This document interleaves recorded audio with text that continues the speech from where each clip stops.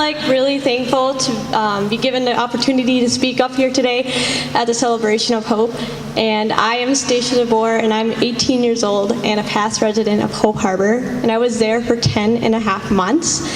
And I left February of 2018 this year, and I've been out of the program for 7 months.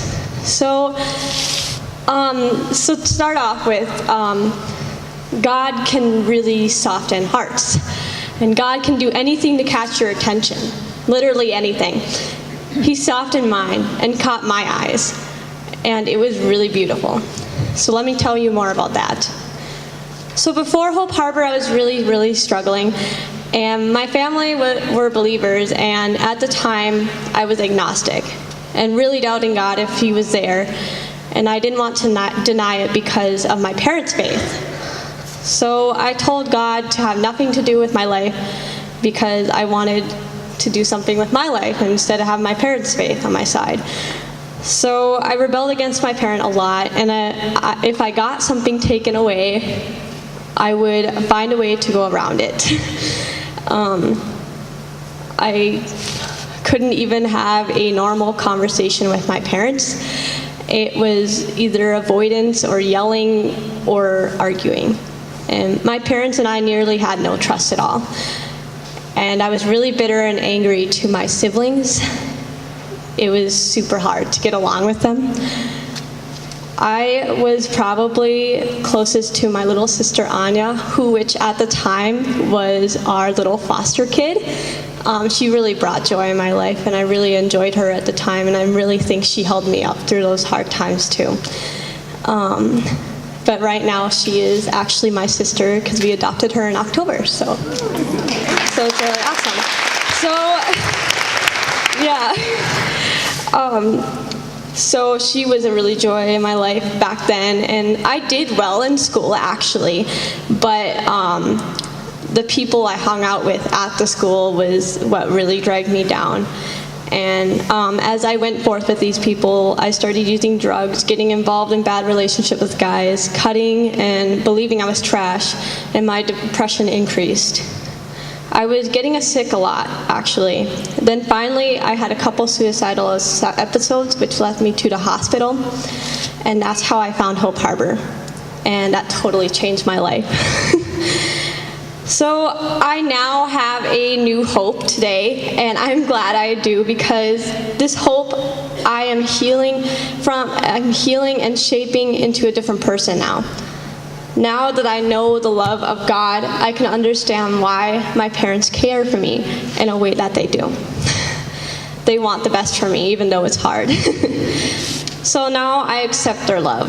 And I have to be honest, their answers are not what I always want to hear. But I know fully it's what I need. And God placed them there in my life for that. So I appreciate them a lot now. And I'm still reconnecting with my siblings, and God is teaching me patience as it comes with love. I have found a passion to be real to people, myself and God. God has really transformed a lot of me since I left Hope Harbor, too.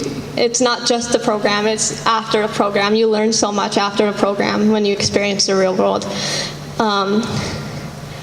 God isn't worried about me always reading the Bible every day. He's not worried about that religion that we repetitively do. He's worried about our hearts. And that's something I'm learning right now, that He wants me to be okay being human, and I don't have to be a perfectionist. He wants every part of me. And I now have this passion to serve God and glorify Him, and I love serving Him. So after Hope Harbor, I've seen so many opportunities to grow in my faith and love for God and others. Sometimes being uncomfortable to do what God calls you to do. You have to be uncomfortable for it. I have gotten several opportunities to minister to people and just show the love of Jesus when it was in the way of my schedule. And this last summer, I got an opportunity to go into a conference at Kansas City, Missouri, actually. And that kind of gave me a new perspective on things. Let me explain that. So while I was there, my group went through an experience. It was more like a physical experience, like this is how you would feel if you were put in this situation. And it was a very humbling experience. And the staff has asked us all to really think and allow our hearts to be open to what God is telling us. And God had said just one word. He just said missions to me. And I was like, nope, I'm not the one. I'm totally not the one. I shouldn't move out of the country. I'm good here. I'm good being comfortable and here. It's fine with me. It's not me, God. And after that, I immediately went up to my youth leader and I said, you can do missions right where you live, right? She's like, yeah. And I'm like, okay, I'm good. I don't have to go anywhere. So yeah, I lived on with that thought for a while, and then my family later that summer went to a family camp, and this lady, while we were there, was sharing about her missions experience in India, which I thought was really cool. And something just sparked in my heart when she was talking about her experience, and I had a desire to do something, and I wanted to talk to her after. And before I got to talk to her, my dad leaned over to me and said, I heard you were interested in missions. And I was like, wait, who told you that? Like, this is kind of stuff I kept to myself. Like, don't want you to know about it right now. So my dad said something really amazing, and he said something like this. And he said, he's been praying for me for the past couple of years. This is like before I went to Hope Harbor. So he's been praying for me for the past couple of years, and he could not understand why God was telling him what didn't make sense to him, because I was in such a rough path back then. And he had this sense, and he could be wrong, that I would be in YWAM missions, but he couldn't understand why I would be in YWAM missions when I was going down the rough trail. But now I kind of understand where God is taking us. It's like really cool. So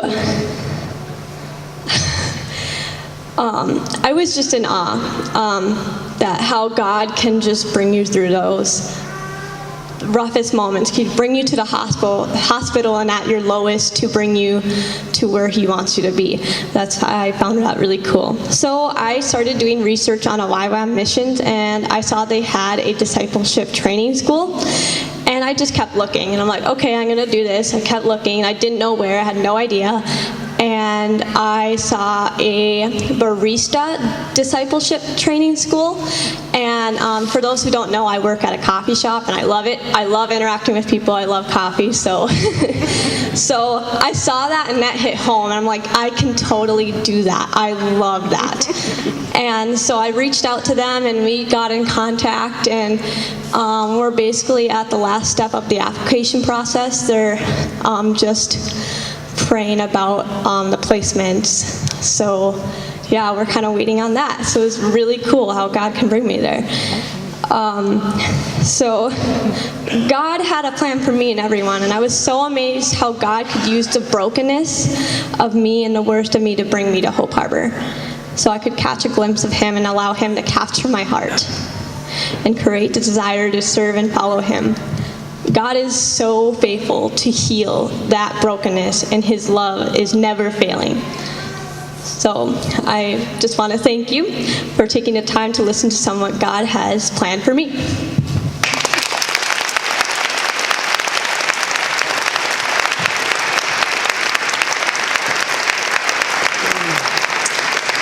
Wow, she has a gift, don't you think?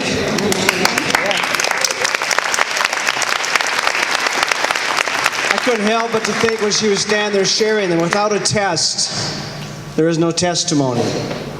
And many of us all have faced trials and tests in our lives, and in the midst of those storms, it's not a lot of fun. But the one word that she really said is about promises. That's one thing we all need to lean on, is the promises of God. And we're going to hear from her dad, Jay. we're going to hear his side of the story and how he stood on those promises and his vision of the journey as well. So, Jay, would you want to come on up and share the journey with us? Thank you. Let's give him a hand.